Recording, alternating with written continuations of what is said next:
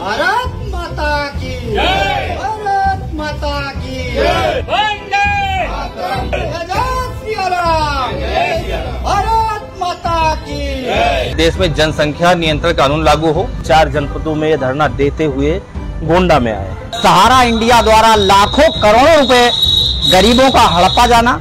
घुसपैठ नियंत्रण कानून लागू हो। हम लोग राजनीति नहीं कर रहे हैं, हम लोग राष्ट्र नीति कर रहे हैं।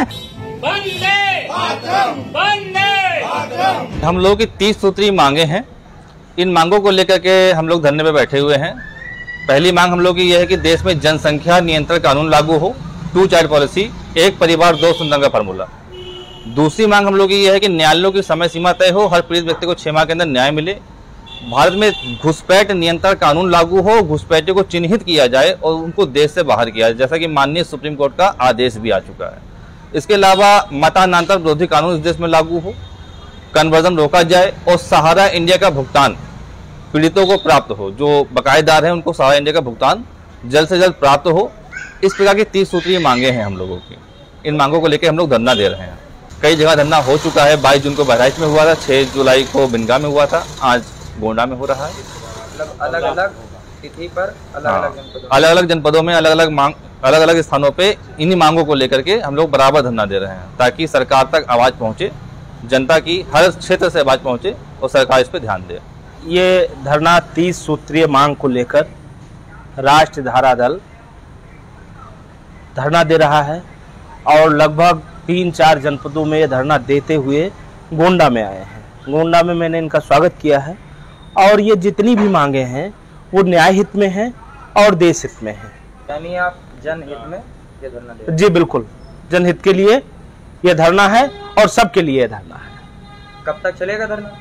धरना 1 दिवसीय है, बाकी का फिर धरना शायद 27 जुलाई को लगा हुआ है बलरामपुर में। ऐसे ही पूरे यूपी में तिथिवार घोषणा है और उस तिथि पर अपने अपने जनपद में ये पूरी धरना की तैयारी है और धरना दिया जाएगा। राष्ट्र धारक दल द्वारा जिन मुद्दों को लेकर के देवीपाटन मंडल के बहराइच, श्रावस्ती और बलरामपुर गोंडा जनपद में वर्तमान में इस धरने का क्रम जो जारी है, ये 30 सूत्रीय मांगों को लेकर के है।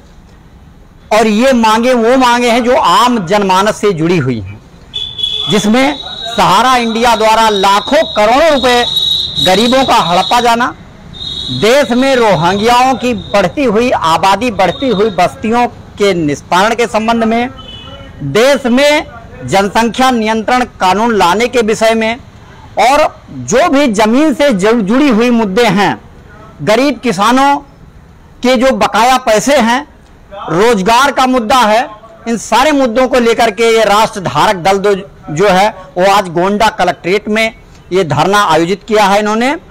और इसके माध्यम से हम राष्ट्रपति जी को, प्रधानमंत्री जी को, माननीय गृह मंत्री जी को यहाँ से ज्ञापन सिटी मजिस्ट्रेट के महोदय के द्वारा यहाँ से प्रेषित करेंगे।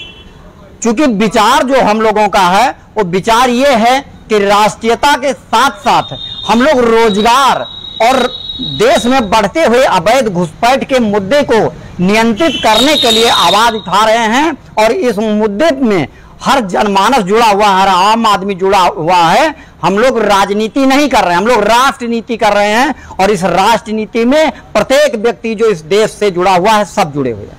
कान्हा का देश है, एक किरण का देश है। यहाँ गौवंश का जो हत्या है ये हमेशा आदिकाल से अपराध रहा है। हम चाहते हैं कि गौ हत्या प्रतिबंधित हो, गौवंश को बढ़ावा दिया जाए।